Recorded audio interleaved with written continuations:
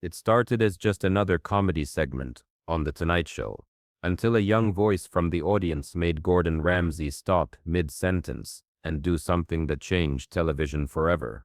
The studio was electric that Tuesday night in November. Jimmy Fallon sat behind his iconic desk wearing a charcoal gray suit, his infectious energy filling Studio 6B, as always. Across from him, Gordon Ramsay commanded the guest chair in his signature black chef's jacket, sleeves rolled up, looking every bit the culinary legend who'd conquered kitchens worldwide. They'd been discussing Gordon's latest restaurant opening, the usual back-and-forth banter that made late-night television magic. The Roots provided their subtle musical backdrop. Questlove's drums keeping perfect rhythm with Jimmy's rapid-fire questions. Everything was going exactly as planned. "So Gordon," Jimmy said, leaning forward with that boyish grin, "what's the worst kitchen disaster you've ever witnessed?" Gordon's eyes lit up with mischievous intensity. "Oh, bloody hell, Jimmy." "I once walked into a kitchen where they were serving frozen fish as fresh catch of the day. I nearly had a heart attack." The audience roared. Jimmy slapped his desk in delight. Gordon was in his element, gesturing dramatically, his British accent cutting through the laughter like a perfectly sharpened knife. But then something unexpected happened. A voice, young and trembling with courage, cut through the applause. "Chef Ramsay." The studio didn't quiet immediately. A few people kept laughing. Gordon was mid-gesture, about to launch into another story, but the voice came again, louder this time, carrying a weight that made Jimmy's smile falter slightly. "Chef Ramsay, can I ask you something?" This time, everyone heard it. Jimmy shielded his eyes from the stage lights, looking out into the audience. The cameras swiveled toward the crowd. In the production booth, directors started whispering into headsets, unsure whether to cut away. And then they found her, Maria Santos, 22 years old, standing in the fourth row. She wore a simple white chef's coat that looked like it had been carefully pressed for this moment. Her dark hair was pulled back in a professional bun, and her hands trembled slightly as she held them clasped in front of her. Gordon's expression shifted. The performer's mask slipped away, replaced by something more genuine. He'd spent decades in kitchens where young cooks looked to him for guidance, and something about this young woman's posture told him this wasn't a casual question. "What's your name, love?" Gordon asked, his voice gentler than anyone in that studio had ever heard it. "Maria. Maria Santos. I'm from El Paso, Texas." Jimmy sensed the shift in energy. This wasn't part of the show anymore. This was something else entirely. He leaned back in his chair, giving Gordon space to handle whatever was about to unfold. "What did you want to ask me, Maria?" Maria took a shaky breath. The studio was now completely silent. Even the band had stopped playing. 300 people held their breath, sensing they were about to witness something extraordinary. "I've been watching your shows since I was 12, she began, her voice gaining strength. "Kitchen Nightmares, Hell's Kitchen, everything. And you always tell people that if they work hard enough, if they care enough, they can make their dreams come true in the kitchen." Gordon nodded, his full attention focused on this young woman. "That's right. I wanted to ask you." Maria's voice cracked slightly. "How do you bounce back when everyone says you'll fail?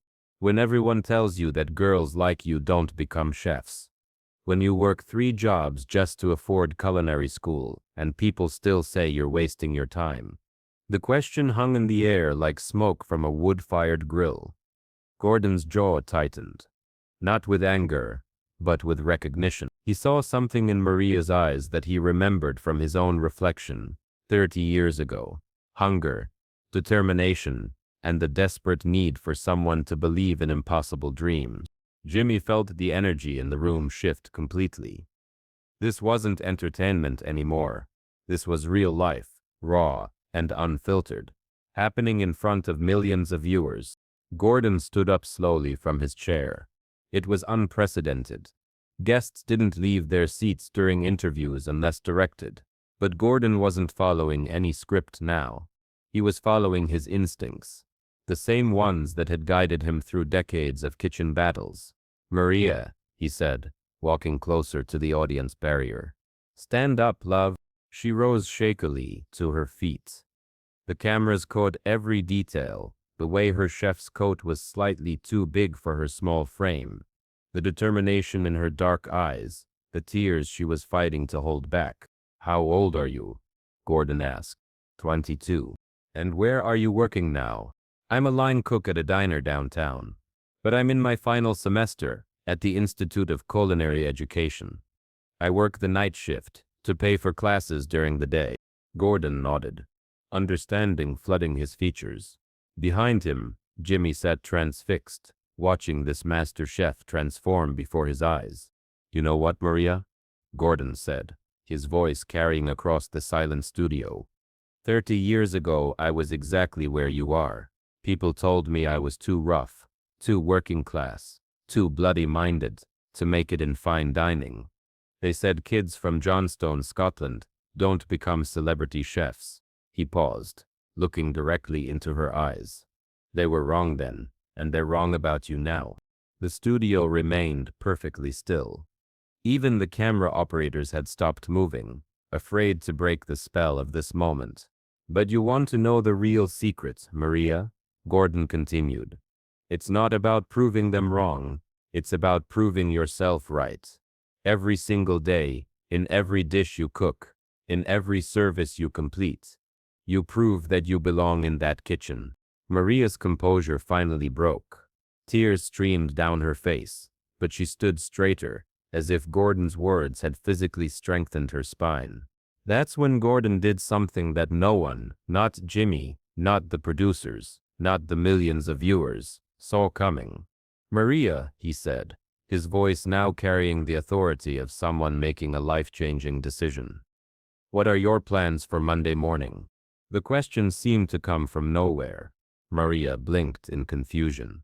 I have classes at 10 and then work at 6. Gordon turned to look at Jimmy, then back at Maria. A smile spread across his face. Not his television smile, but something deeper, more genuine. Well, you're going to have to call in sick to the diner, he said, because Monday morning, you're going to be working in my kitchen. The studio erupted. 300 people leaped to their feet simultaneously. The applause wasn't polite television applause. It was the kind of noise crowds make when they witness history being written. Maria's hands flew to her mouth. She staggered slightly, and the people around her reached out to steady her.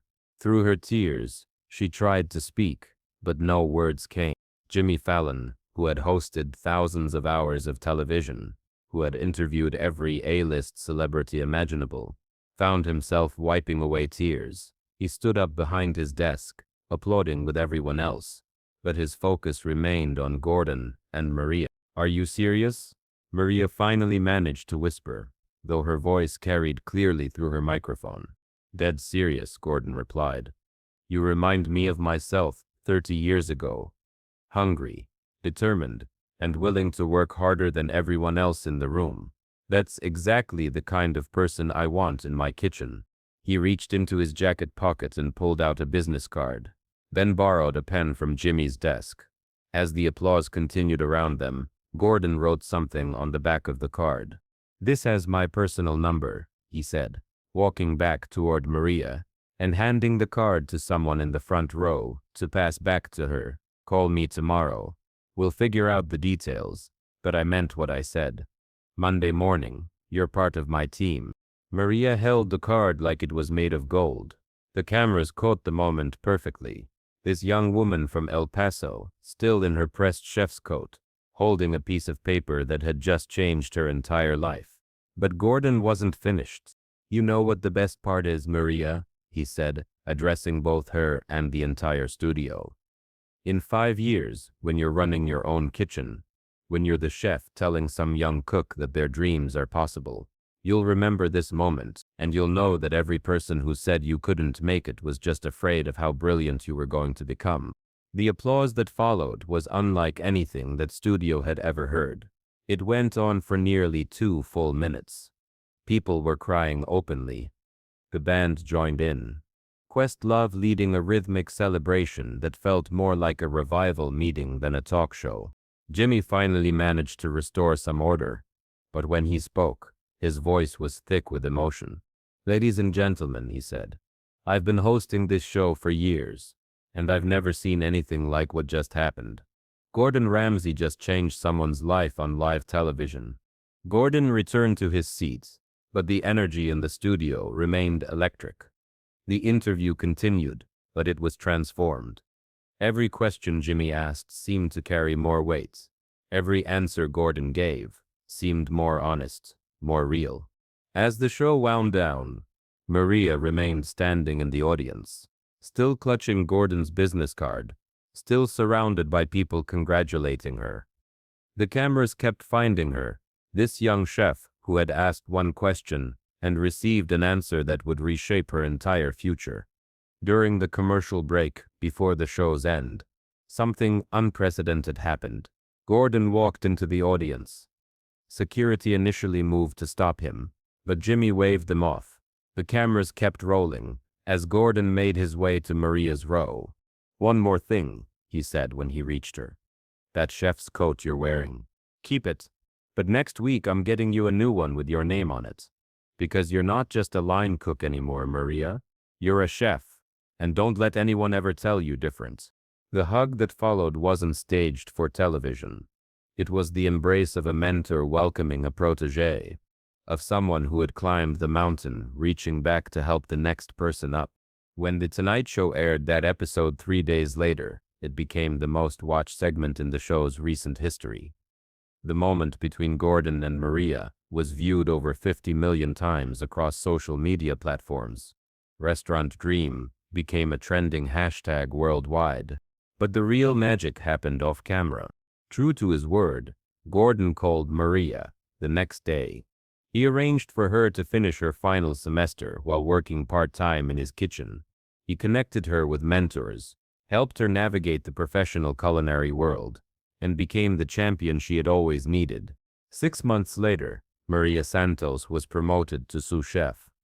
A year after that, she was featured on the cover of Food and Wine magazine as one of America's rising stars. And 3 years after that night at The Tonight Show, she opened her own restaurant in El Paso, Santos Kitchen, which earned a James Beard nomination in its first year.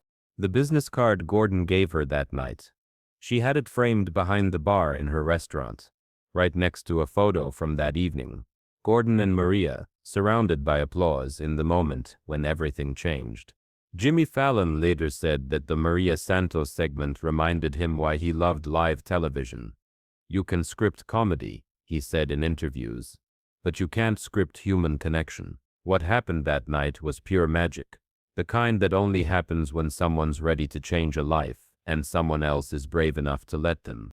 Gordon Ramsay, when asked about the moment, was typically direct.